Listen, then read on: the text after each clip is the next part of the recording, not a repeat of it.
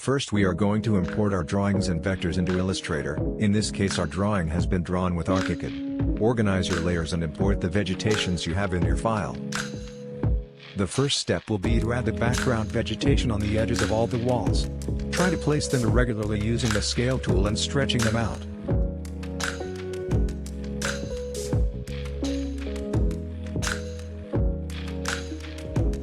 Then we are going to add this type of small elements that are part of the imperfection within the vegetation. They are irregular and almost circular shapes. To advance quickly we will make a brush from these circular shapes. Just select the shapes and drag them to your brush panel and that's it. Set the parameters so that the shapes are always in random order and play around to see which configuration you like best. Let's start drawing with the brush tool around the plane in an irregular shape.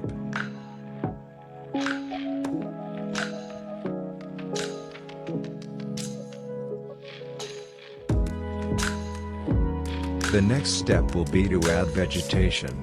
Try to position it in a disorderly way and remember that it has to have an opaque white background to avoid overlapping the blocks one with the other.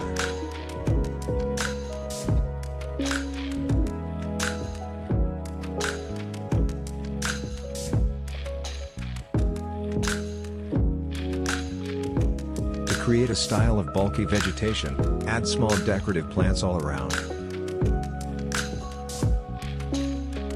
Here we are going to create another brush to fill the background with these flowers.